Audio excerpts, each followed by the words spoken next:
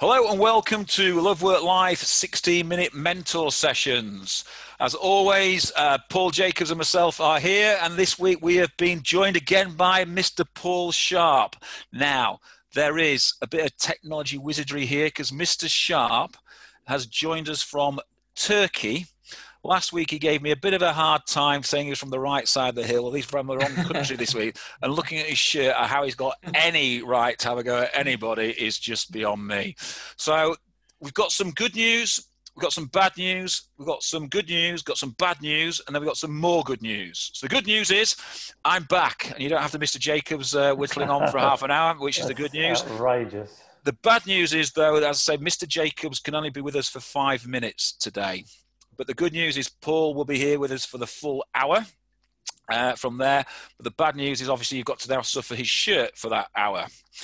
So the final bit of bad news is from Paul Jacobs and myself, this is going to be the last 60-minute mentor session ever from Love Work Life. So from Paul and myself, it's going to be a very sort of sad time. We started this 25, 26 weeks ago when lockdown started up, and both of us were absolutely driven by giving our best back to the marketplace, and that's what we hope we've done.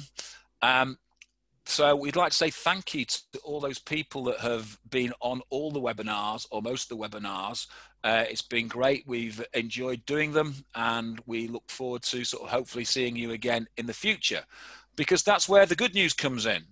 Because Paul Jacobs, Paul Sharp, a man called Dave Pye, and myself have formed a company called the Jump Advisory Group, which I'm sure quite a few people have had letters about over the last couple of weeks, where we will be providing advisory services to the masses. We've just been appointed the REC Premier Partnership to advise the REC membership on mentoring and coaching and leadership.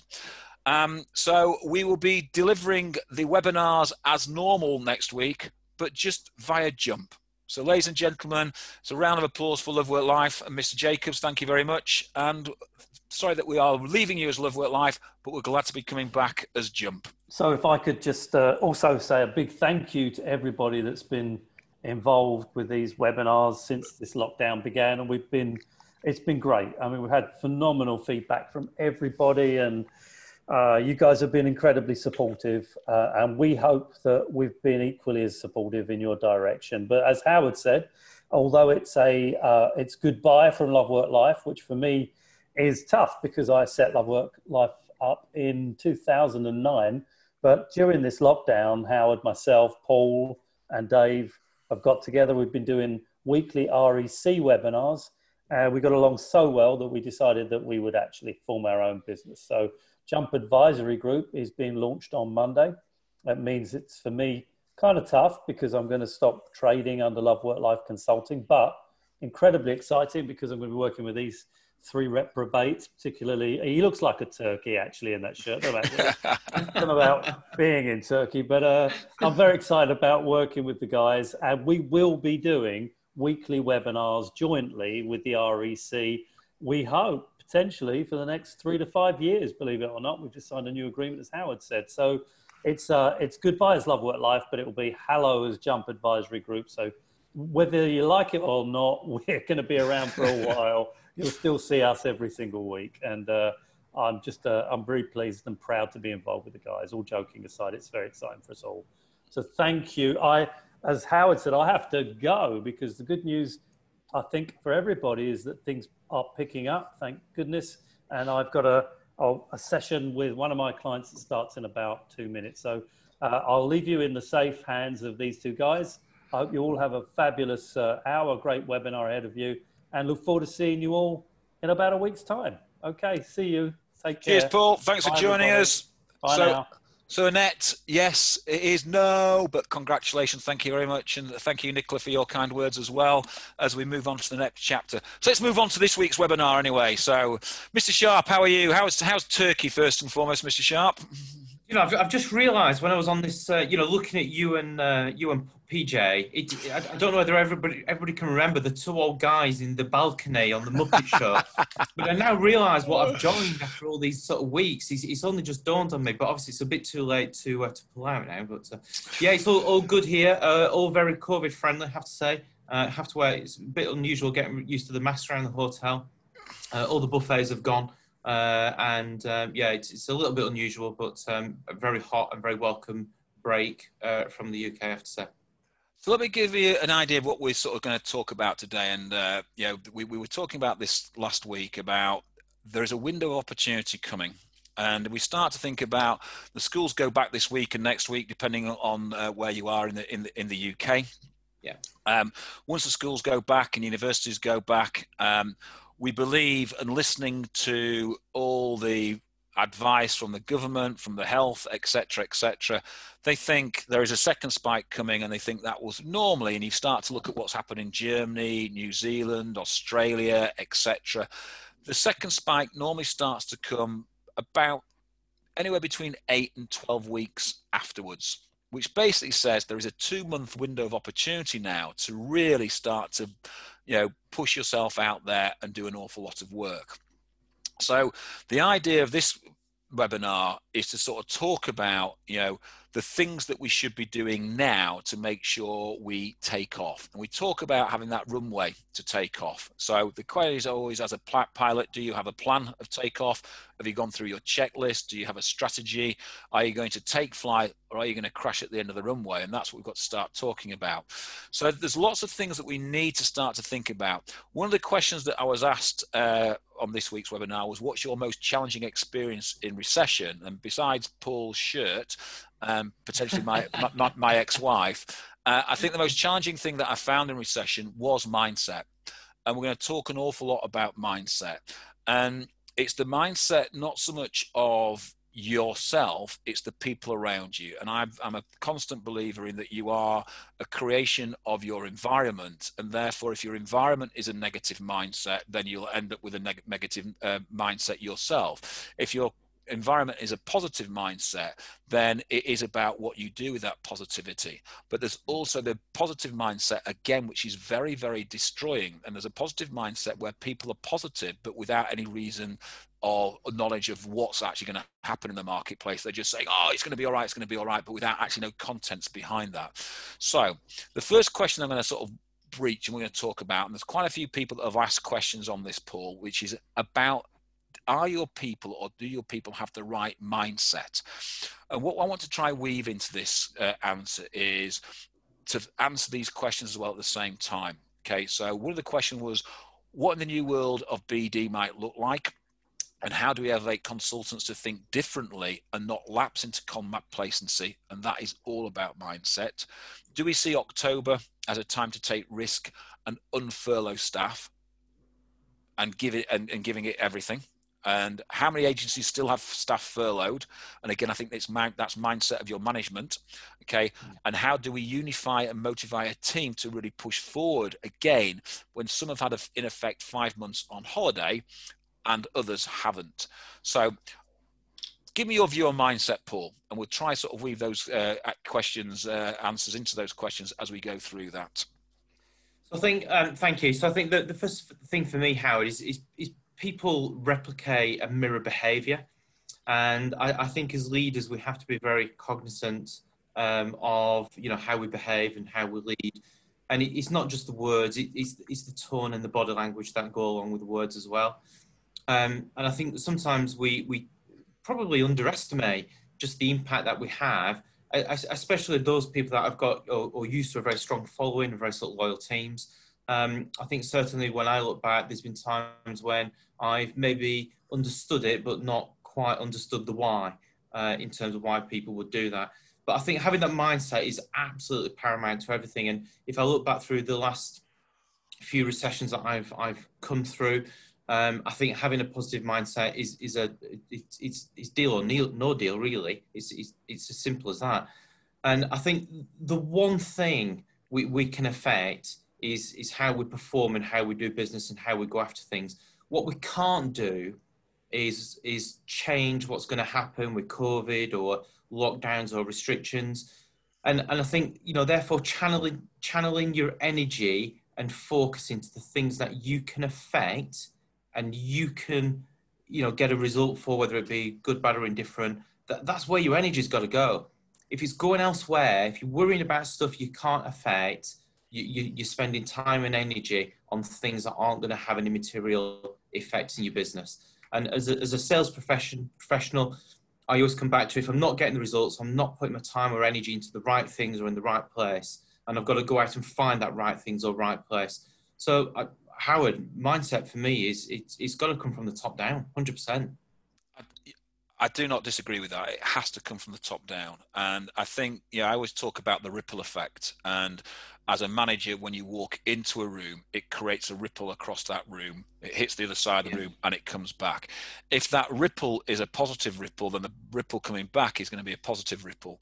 If that ripple is a negative ripple, then it'll create a bigger negative ripple coming back. And the same when you leave a room, you close the door, it causes a ripple effect again. So when you close the door, when you leave the room, again, does that create an effect of people feel positive, people being encouraged and people want to get on and do the work? Or does that create the effect of, thank God that person's left the room, we can now relax a little bit? And it's that ripple effect of a manager that's really important. So I think there's a couple of things that managers need to sort of really start to think about. So some of the questions there about furloughed staff are really interesting. I think that there is a window of opportunity, and as the market starts to kick back, bringing staff back from furlough now is really important. If you left it 2 weeks, 4 weeks time, when furlough actually finishes, you're going to miss this potential window of opportunity.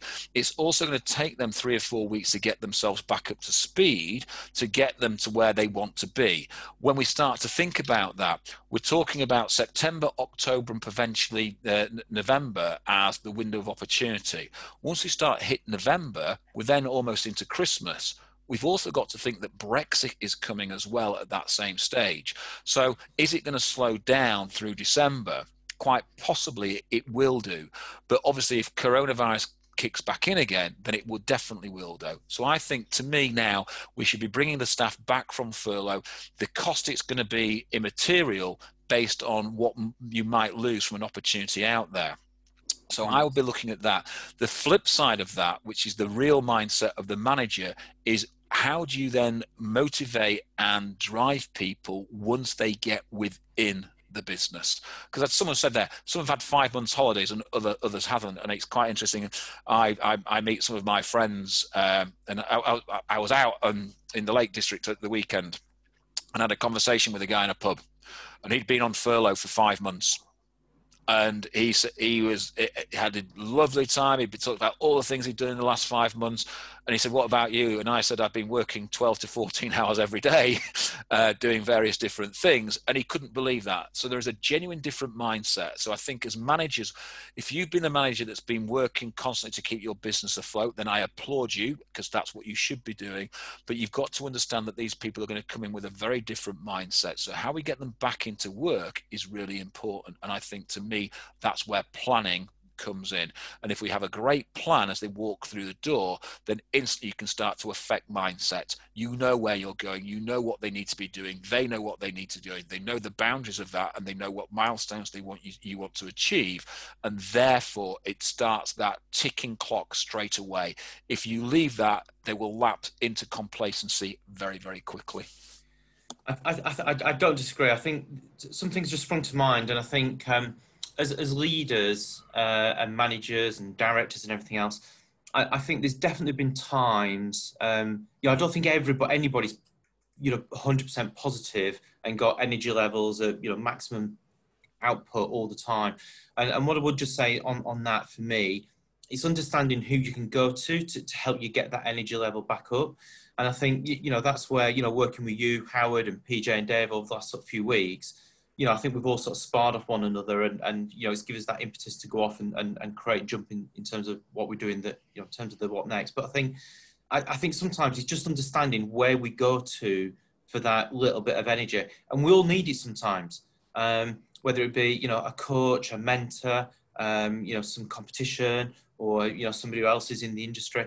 I think it's understanding where you can go to, because it can be quite lonely sometimes when you're a director or an MD, and sometimes, specifically if you go into the internally in the organisation, it can sometimes leave you feeling a little bit vulnerable. Not that I think that's a bad thing for people to see, by the way, but you may not want people to see that vulnerable side, or that you're just having a bit of an off day as well. So going where you can get energy, or get a top up of energy, I think is really important. I think your point on bringing people back is absolutely spot on. I think there's another bit of work to be done alongside that, which is understanding how people performed before they went on furlough, and understanding whether they're going to break even in terms of their costs to the business between now and the end of the year. And I think if we go back pre-COVID, I think most, not all, but most agencies had people in the business that they were accepting because they were, it was hard to bring experienced and really top talent into the organisation. It's not to say they weren't billing, but they certainly weren't billing where, the minimum levels were.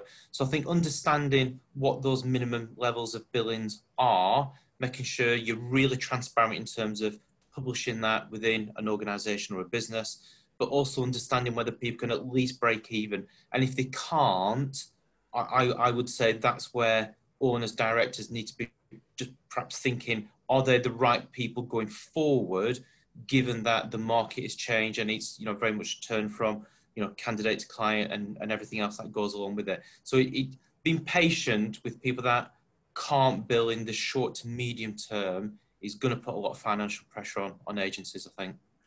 It's quite an interesting statement, that, and we talked about, Nicola asked the question about, what was your most challenging experience, and tongue in cheek, I said my ex-wife, before I mentioned your shirt. It was interesting, sort of we were just gone through the 2008 recession, when divorce sort of loomed large for myself. And it was really interesting that I, typical stoic Yorkshireman, decided to say nothing to nobody, and didn't think it really affected how I was working, what I was doing, what I was, from a work point of view.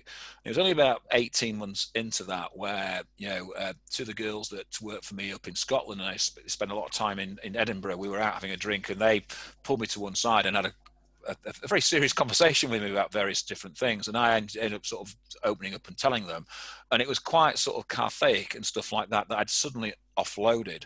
And it was interesting, then I spoke to one of my other directors at the time, and someone else, etc., and all of a sudden it became sort of socially acceptable. So asking for help and sometimes offloading stuff onto people is quite cathartic and drives that. And I think we've got to start to think about, you may think that you're fine, but genuinely you're not. And I think that was a really big learning curve for me, that you have to sort of share experiences and share thoughts. And I talk a lot about those who work with me, about how to make the boat go faster. And I think, listening to your staff and throwing ideas back out to them, and then throwing ideas back to yourself, starts to create that sort of process of, how do we all get involved in this? How do we all sit in the same boat and move forward?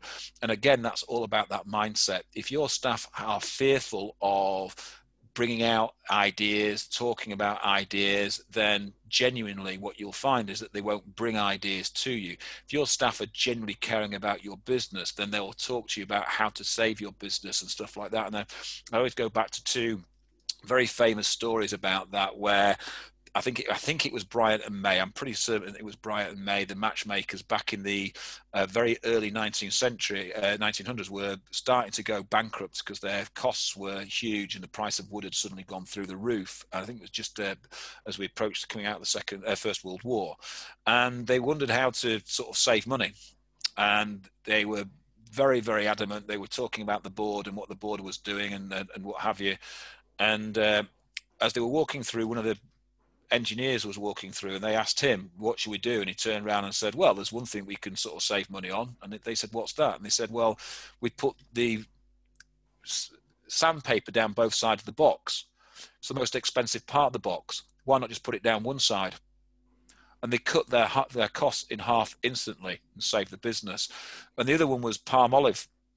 And palm olive, again, they throw it out to their staff. How do we make more money? What do we do to make more money? And one of their employees came back and said, why not? People tend to follow what you write and follow what you read. You tend to do and follow instructions. We're very creatures of habit. So why not just put rinse and repeat on our washing process?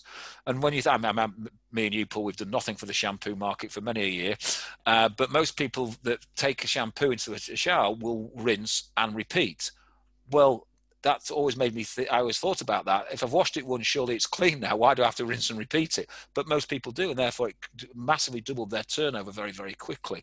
So mindset is really important, and opening your mindset to ideas is really important as well. And that sort of moves on to the sort of next question, which is, how well do you know your client base? And we've talked an awful lot of this over the last 2 or 3 weeks, Paul. I know you've been on some of the webinars with Paul and I, and we've talked about this. But I think it's important from a mindset point of view that you do know your client base. And when you start to bring people back in from furlough, that you also know their client base. How many managers have I spoken to, and businesses I've spoken to, suddenly found out that the service that they thought their clients were getting, they weren't getting from their consultants, the shortcuts that they were taking. Well, now's an opportunity to say, go back to your client base and now really change that. So let's have a very quick conversation, because I know we cover this quite an awful lot. What do we do about clients where we have, a client base that is already there? What do we do to expand that client base really quickly to take advantage of the window that's here now and looming?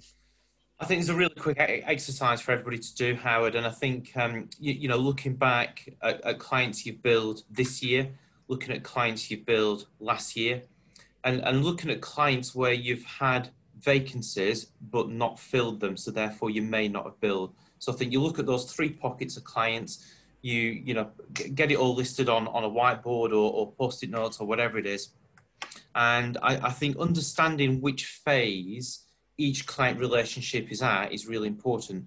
So there's 5 phases for me. The first phase is contact. So have you actually made contact, and are you in contact with that client?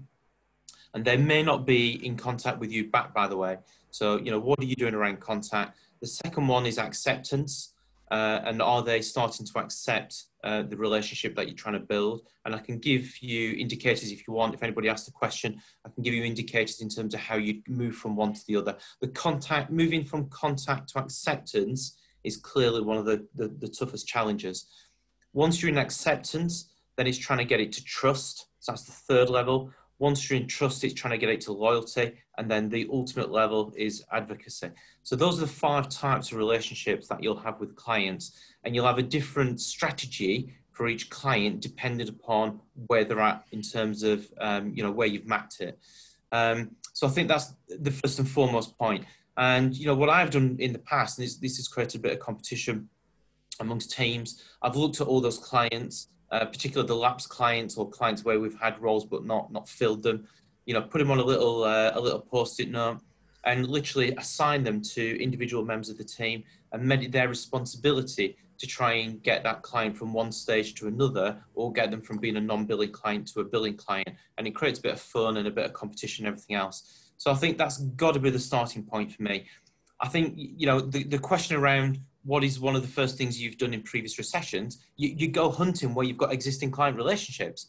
Because if you can start to grow your market share, if you can spot opportunities where you haven't got to invest in relationships, and relationships take time. This is why so many people are put off, and I'll use the word business development, but Howard knows how much I hate it. It's all about building and developing relationships. People know it takes time. And so therefore, if you're wanting an immediate return or a quicker return, you'd absolutely go looking in your own backyard. And if you're not, then other people are going to be doing that. And your market share or share a wallet, whatever phrase you use, is going to come under more pressure because there will be other agencies on the PSL that are doing exactly the same thing to you. So being quick and doing something about it now is really important. So there's 2 questions that were asked that have been asked today, and I think we can roll these into this. One was about an empathetic way to get commercial information from clients when you don't know how their business has been affected. When you talk about those 5 processes there, if you're not in that trusted and loyal or advocacy point of view, then they're probably not going to take you to give you that type of information. So you've got to work really hard to get beyond contact and acceptance to get to that trusted point. And that's about going out and meeting your clients and working with your clients. And that's when we talk about you as the leader taking that charge, and you as a manager, you as a director. And I sometimes thought it was a lot easier going out with consultants and going to speak people who were managers, and me introducing myself as a director of either Computer People or a Deco or whoever it was at the time. But then also it was interesting that they would then try and introduce me to their directors, so that peer-on-peer selling starts to happen, and that sort of work starts to generate itself. So that empathetic way is all about getting beyond contact and acceptance and to trust. And the other side was, the best ways to encourage clients to take staff when they're a bit nervous. Now, all clients are a little bit nervous when we come out of recession, but what generally starts to happen is they start to take contract people on, temps on, etc., because they want to take short-term labor to cover their gaps. What tends to happen quite a lot is clients cut too deep, and what you've got to start to think about is some of your competitors will definitely do this. They'll cut far too deep and therefore not have the manpower to actually deliver the work that's required as the market starts to come back. So if clients are a little bit nervous, there's an opportunity then to sell contract and sell temporary employment to them and work it in that way. Also, knowing the marketplace and knowing what's going on in the marketplace is equally important. Remember, nobody has employment rights for 2 years. And therefore, even if you take them on, they still have that same employment right for, or almost zero employment right for 2 years. So the worry isn't as great as it was, say, 5 or 6 years ago, or 10 years ago, so when that sort of changed in the marketplace. So we've got to start to think of ways to encourage clients. And to me, that's you as a director being out into the marketplace, talking to your clients, talking to your marketplace, but taking consultants out with you and demonstrating your capability to open business, to manufacture business, and showing them that it's the way to go forward. I think it's important that to build a client base, you have to be running at it at a great speed with your staff by your side. I think you're right, Howard. I think you talk about getting in front of clients. I just want to and I've said this on a couple of your webinars recently, but up until 8 weeks ago, I was doing exactly the same thing. So this, I'm not talking from a theory perspective. I'm talking very much from a practical perspective. I think trust for me is built on I call it the trust triangle. It's built on empathy, authenticity, and logic. I think when you're trying to move from the contact stage to the acceptance stage, the logic bit plays a key part in that. So what data, what information can you give your contact or your client that's going to help them? What can you give them for them to look better internally? What information or market information can you get from the RAC or MC? This is all data that's free. And by the way, I have been guilty in the past of rebranding some of this. And yes, I did reference.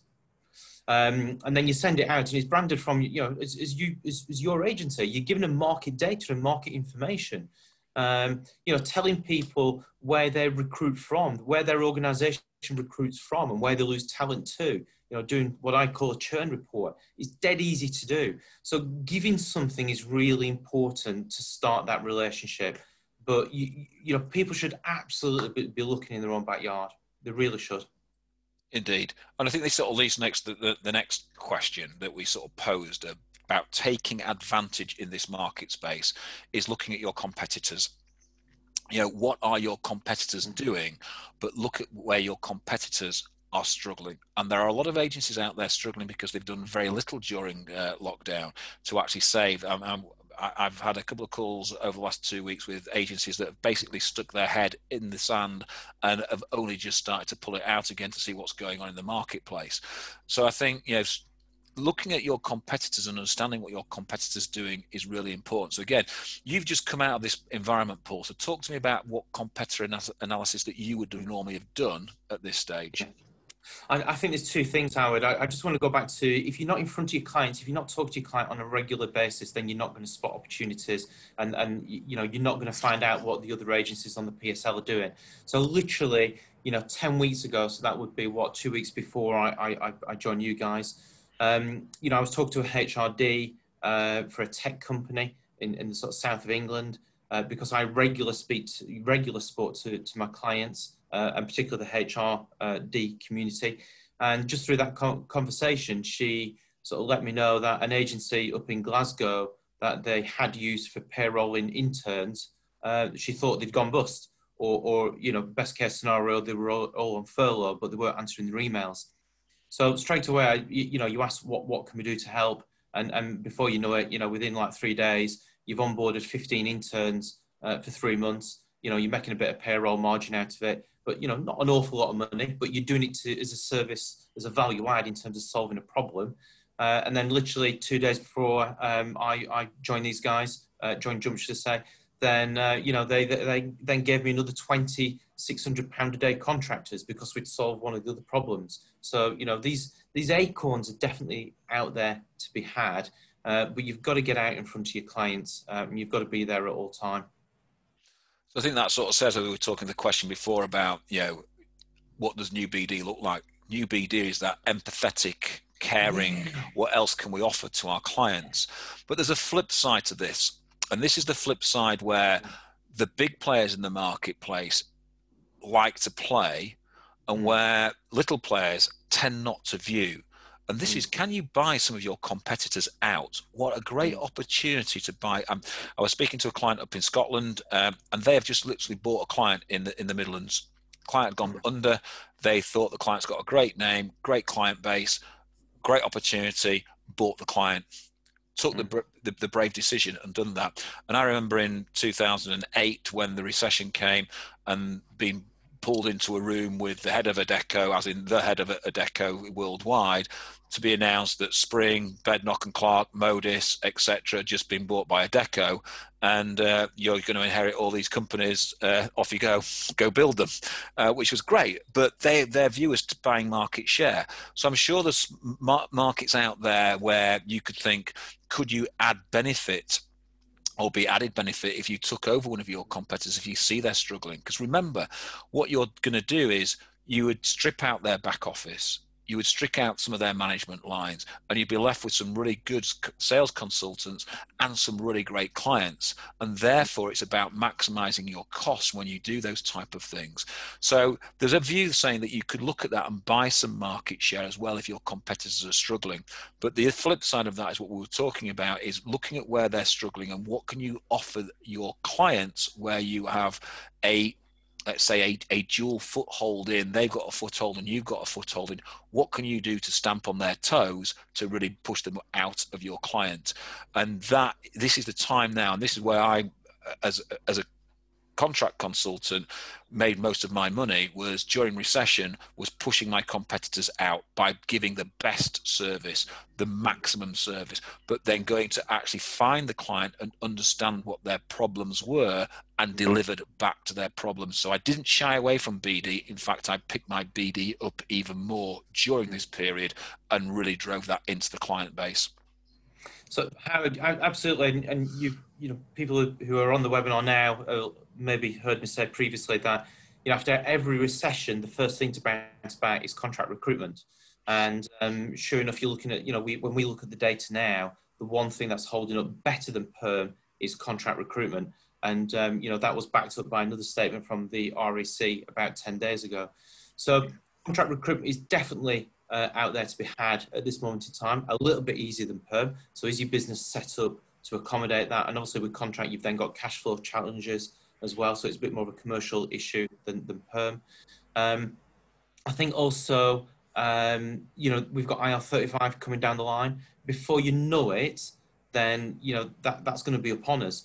October, November, December, I literally spent 3 months, probably 4 days out of 5 for 3 months in that period, talking to organizations about IR35.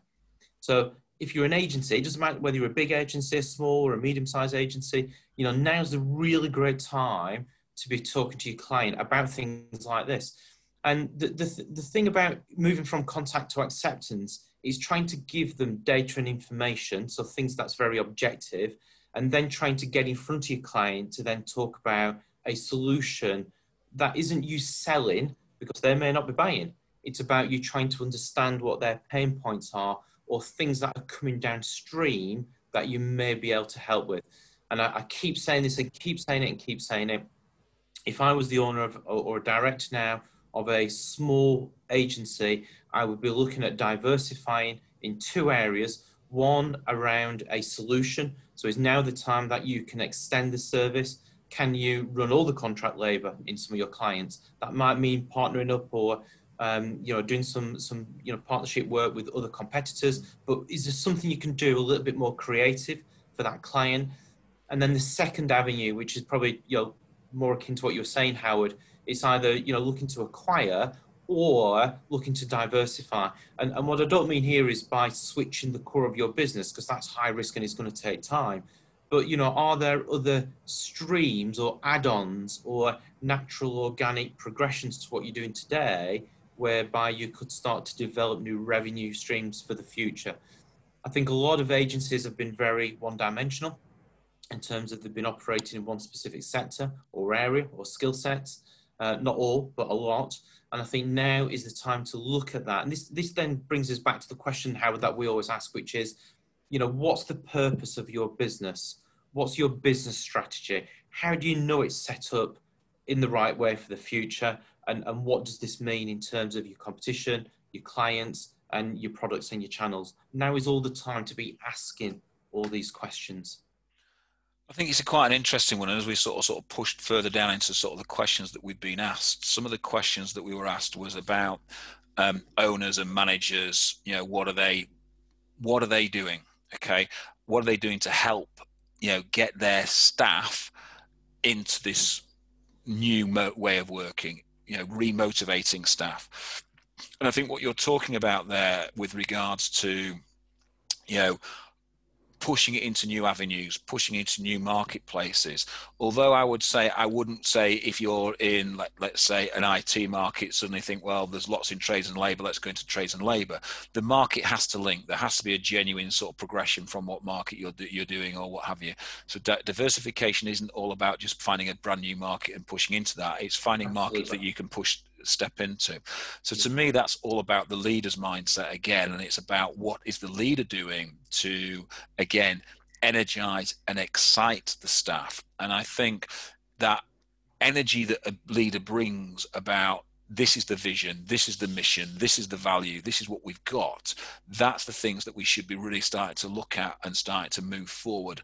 And if we get that right, then all of a sudden we're in a different sort of place. And as soon as we're in that place, then what starts to happen is strategy comes, success comes, teamwork starts to happen, partnership starts to happen, and that vision starts to happen. And I think we've got to work hard as owners and managers to create the strategy, work with the staff to help mold that strategy and develop it even further, and then communicate that strategy back. And once we have that, then this 2-month, 3-month window of opportunity is an opportunity that should energize the staff to get really bang on it quickly and efficiently, rather than coming back and they're thinking, well, what do I need to do? How do I need to do this? What do I need to, how am I get back into my clients? I've been out for 5 months. It's about, as they walk through the door, you're ready, you're waiting, you're on your mark, you're set, and you are ready to go. And therefore you have that strategy, mission and values already sorted out for you. Yeah. I've got to ask, did you have that slide ready to go? I didn't know you had that slide, by the way. So I was talking about mission, vision and values, and then your slide popped up. Do you know, it's just because I was also talking about leadership, strategy, vision, stuff like that. It's just it's like magic, yeah, Paul. No, I think you're absolutely right. I think a diversification or a natural progression. So if you're doing IT, then you might start to want to focus in on data, or data science or risk. So it's a natural progression from where you are rather than sort of switching. But I think, the second bit for me, Howard, is just around, there is a blog going on the Jump website, will be live from Monday. I wrote a blog last week just around the new culture going forward, because I think, and you talk really well about this, Howard, it's about, business strategy, but also culture and getting the two right in terms of, really sort of pushing the results out there. And I think once you've done the bits that you've talked about, I think then co-creating, and I say co-create, so I think that's the way it's going to go going forward, co-creating a new culture with your employees. And if you can get, you know, the organization's values and culture aligned to an individual's culture and values, and I think for a lot of people, their values have changed to some degree, then I think that's where you create a really true bond between the employer and the employee. And I think that's where you get exceptional upper quartile results, because everybody's trying to achieve the same thing. It may be just that the outputs or the results are different. But by having that alignment, you're on the absolute path to trying to, well, everywhere I've been, where I've achieved that, I've delivered exceptional results without a shadow of a doubt.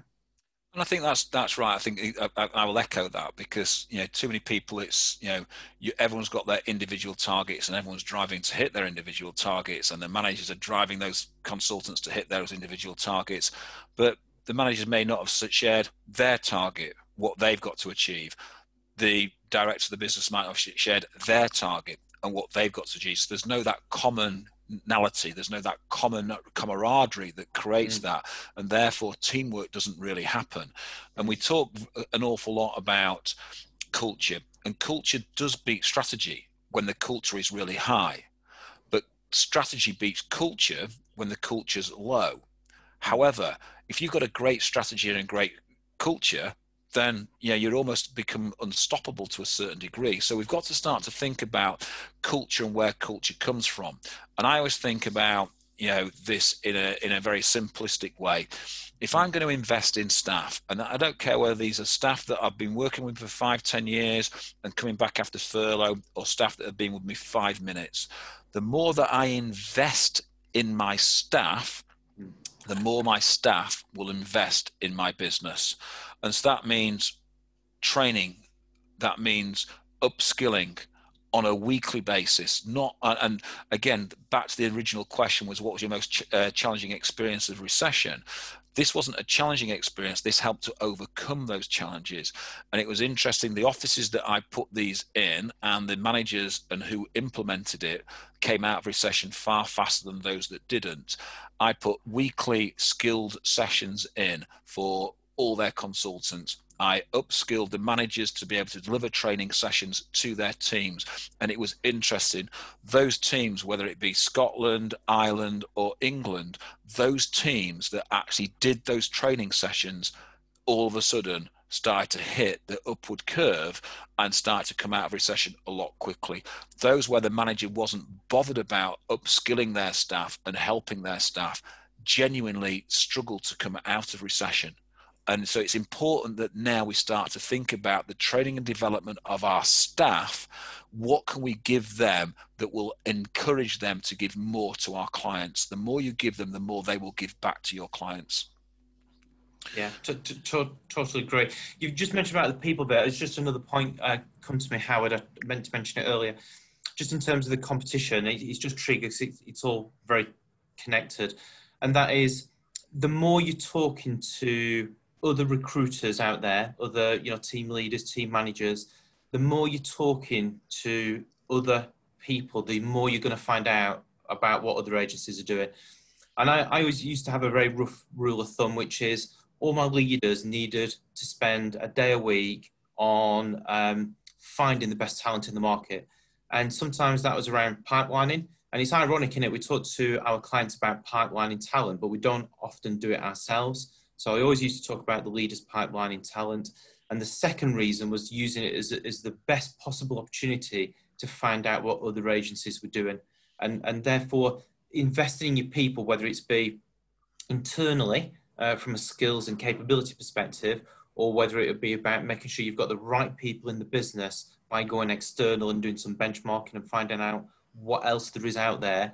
Now is the time for me, when you've got to come out of this, you know, and a lot of people have been in survival mode, and a lot of people still are. But if they still are, they're going to be coming out of it.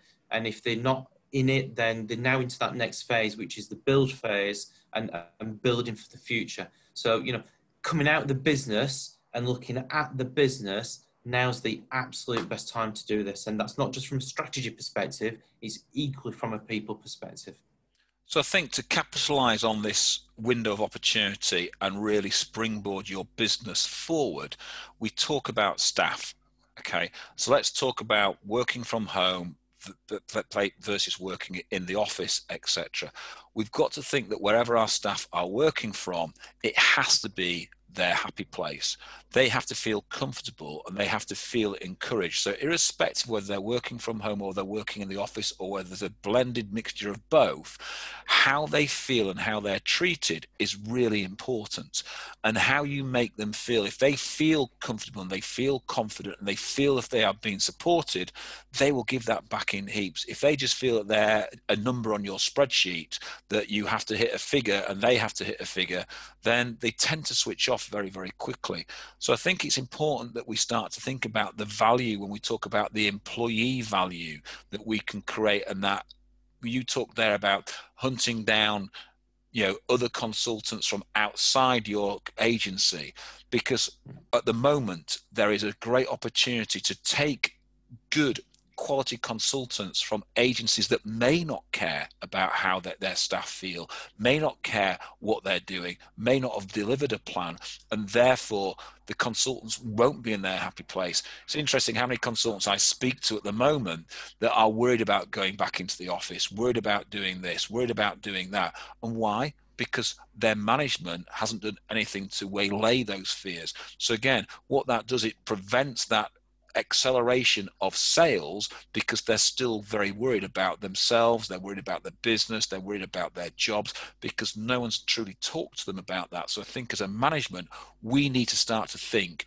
that is this area that's the area of expertise that we need to work on to make sure that our consultants feel that they are in their happy place and they can then deliver what you require.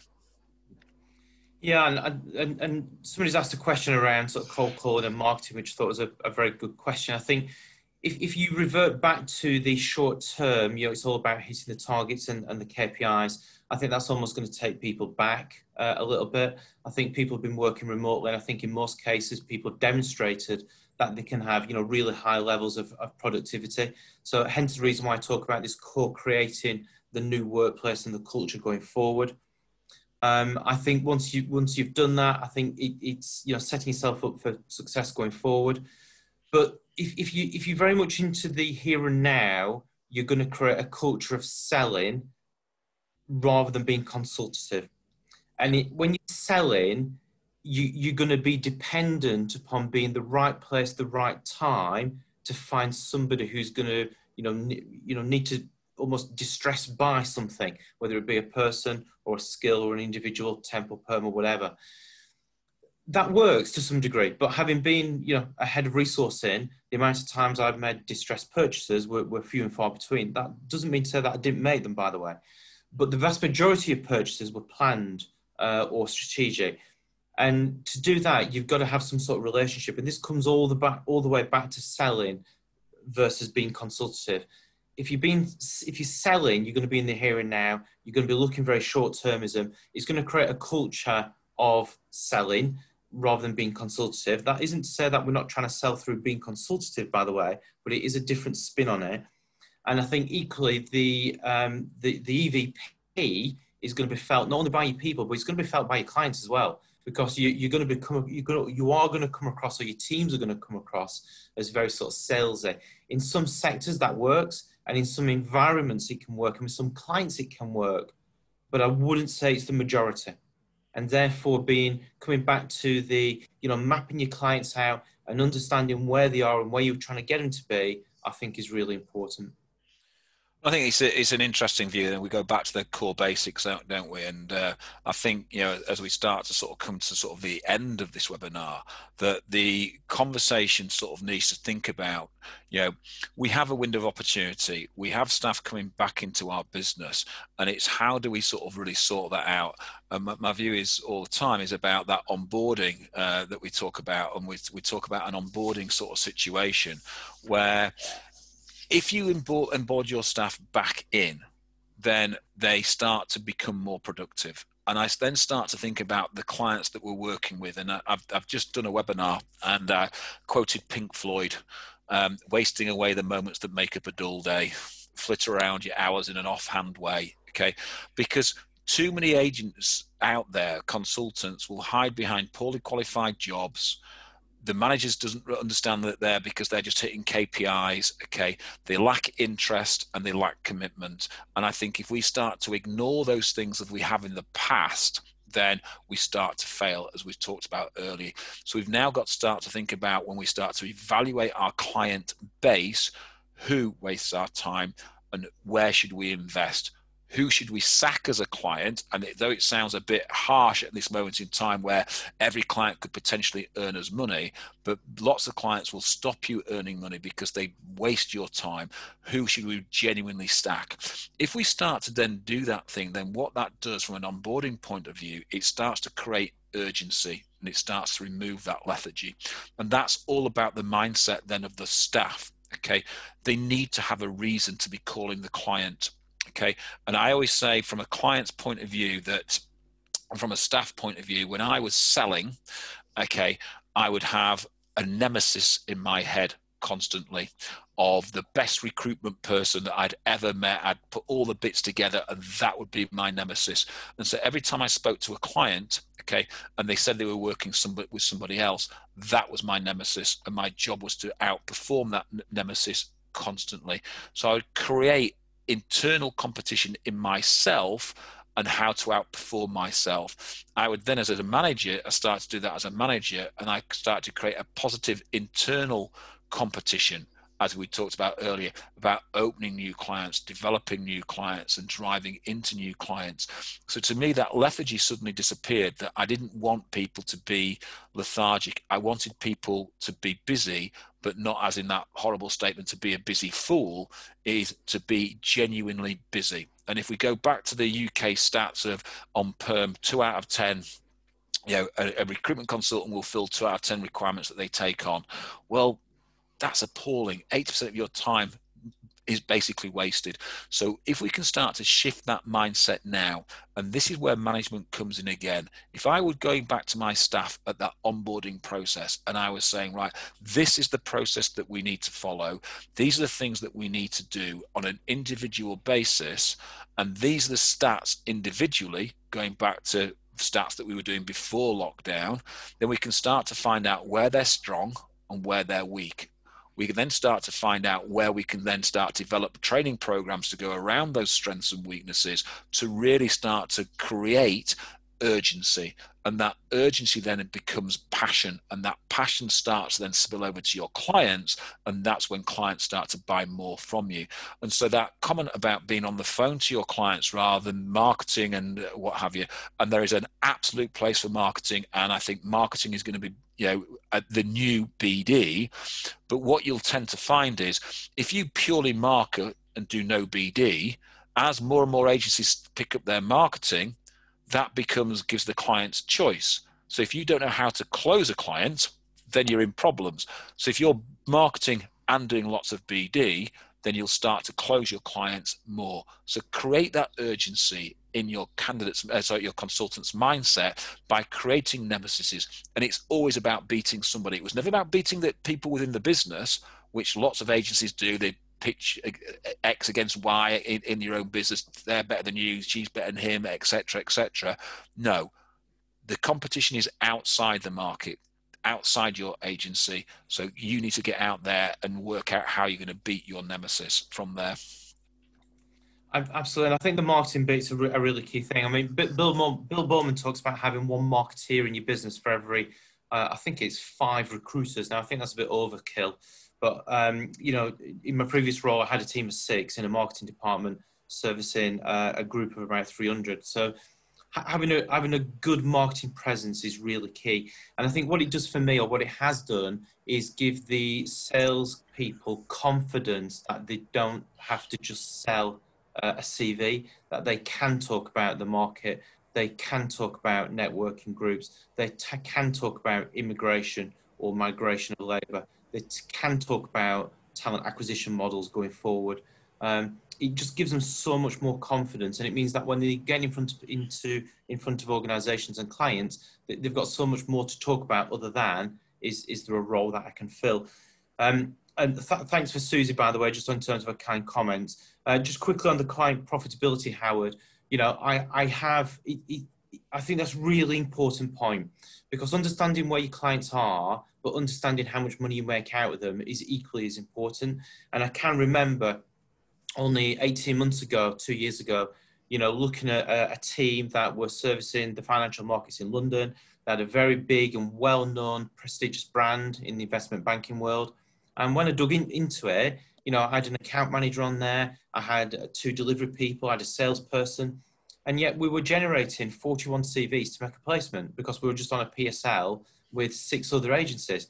And the first thing I did was take everybody off and just put 1 delivery person on it. And you know, kept the lights on for as long as what I possibly could, and maintained the contract to book, was contract recruitment, and let it run down, and task the other team with then targeting new business. So understanding what you make out of each client, but then looking at the operating model to make sure that it's efficient and you're making money out of it as an owner or director is equally really important. And I think people have got to be brave and got to be bold. There are other clients out there. It then plays back into your you know, business development conversation around where are you going to develop new relationships or start new relationships, and where can you develop the ones that you've got. And I think, yeah, that sort of leads sort of almost full circle to where we are. And we could touch on back office about, you know, reducing your terms and conditions, your day sales outstanding, etc. But to me, the next 2 months is all about BD. It's all about sales. It's all about business development into your existing client base, into your potential client base. And it's about sharpening the mindset of your consultants that there is an opportunity to be had. And in every recession, there is opportunity to be had.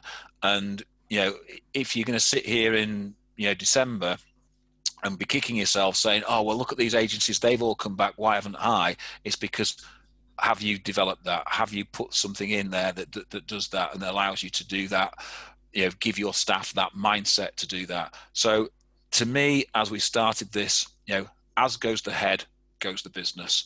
So it's all about leadership from here on in, and it's all about delivering leadership. Couldn't agree more. And I think the only thing I'd just add to that, Howard, is that just to reinforce, and I know you've touched upon this already, but if people don't do it and they don't do it now, they will miss the opportunity, that the short window of opportunity that they've got, and there'll be a laggard behind the competition going into next year. Absolutely. So, ladies and gentlemen, let's close it there. We are 3 minutes. It's amazing that we're going to finish on time, as we have no Mr. Jacobs talking. No. So it's amazing that we're finishing on time. I'd just like to personally say, and I want to sort of say on behalf of Paul Jacobs, thank you for supporting Love Work Life. Thank you for attending these webinars. We've thoroughly enjoyed doing them, and we've thoroughly enjoyed sort of helping people, whether it be, you know, or having a 5-minute conversation to an hour conversation, to the clients that we're now working with. Okay, to us, it's all about putting back into the marketplace and doing the things right. The reason why we created Jump was we feel there's a market there that is being very untapped with regard to mentoring and coaching of business leaders. And having 4 very experienced heads in the business, a 5th if we include our marketeer as well, means that we can give so much more back to our client base. And that's what we believe recruitment should be all about. It's all about giving, and the more we give back to our client base, the more our client base grows. So we will be doing the webinars. We are talking this week about what type of webinars there will be, but we'll probably have a theme for each month of what the webinar is about. We are happy to have conversations with anybody who wants to sort of suggest a theme, and what we want to try and do is create them in a slightly different format, so you ensure that you are constantly learning, because to me it's all about the experiences that we've had and other people have had. How can we pass them down to you so you don't have to go through that process? It's something that you can learn, and learn very, very quickly. So we look forward to seeing you again next week under the guise of Jump. Hopefully Paul have got rid of his shirt by then. Hopefully as he comes through customs they confiscate it from him. from there. And if you've any questions, feel free to ask any questions. If not, thank you very much, guys. It's been absolutely a pleasure. Thank you, Nicola, for your kind words. As you said, thank you, Live Work Life. You've been a game changer for TTS 24/7, and really looking forward to the launch of Jump. For those who want to know, we'll launch officially on Monday next week, and then on Tuesday we are hosting one of the big breakout rooms on the REC Rec 2020. That is open to all recruitment agencies, not just the REC. So if you want to find out, log on to mine or log on to Paul's LinkedIn profiles. I'm pretty certain you'll find lots of communications about the Expo 2020. And once again, I'd just like to say thank you for your time. It's been an absolute pleasure. I can't think of the word. I can say performing for you. I'm not sure whether performance is the right way, but helping you and advising you is the right word. Paul, go and enjoy your holiday, mate. Have a beer for me. Enjoy Turkey. Put some sun cream on my head. You might as well put the whole bucket on your head, mate. If you're anything like me with that northern skin, my northern skin, I go from that pale blue to bright red back to pale blue again. It's a joy to behold. Ladies and gentlemen, thank you much for your time. It's been much appreciated. I hope you have a super week. And as I say, once again, thank you very much. That's it from Love Work Life. It's been a pleasure. Thank you very much. Cheers, guys.